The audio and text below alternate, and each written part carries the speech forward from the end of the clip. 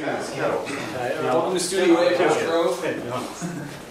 Maybe you know this guy here, black sweatshirt, one's on there. Maybe you don't. Maybe you don't. This is Mr. Chuck Ainlay, and he is an integral part not only of this process for us, but as fate would have it, he has been and is an integral part of the studio we're standing in. So we've asked him to maybe share a little bit about kind of the studio's origins and what we're looking at. Just getting the exact level and then a little bit less, you know. But Rich being a technician as well as being a musician, he kind of took... Changed too much, but yeah, a bit of tuning, a bit of moving things around. It all sounds great, sounds incredible. So it's been like 4 years since we did the original recordings, and Martin was with us initially when we set up everything,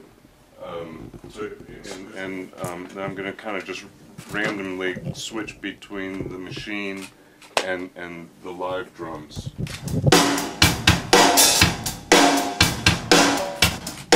going to just kind of mess it up so you don't know where we are, alright?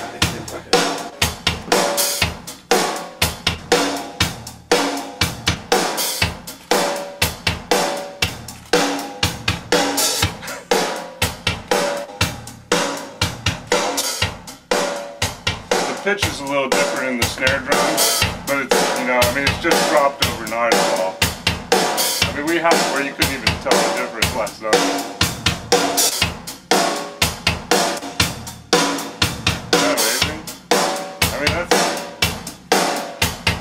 So which one's which? That's the thing. You can cut and edit your loops. There's some levels of undo. You can zoom in on the actual scroll. It has its own drop-down menu that actually has functions and features that are kind of relative to working with your MIDI. Okay? So if we come back here and we go back to the kit graphic, I think everybody that's used EZdrummer is familiar with our drop-down instrument properties menu. You can actually access it by clicking the button, or in this case, you can right-click as well. And there's a couple of things that you have access to instantly. First and foremost, nothing changes. You have access to all the drums that were recorded for that instrument in this session. You can scroll through them effortlessly.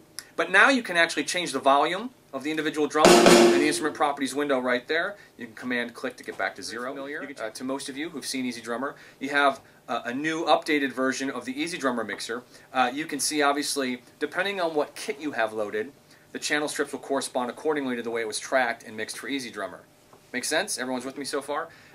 You've got your solo, your mute, your pan. You can route your outputs, and you actually have control over all the basic...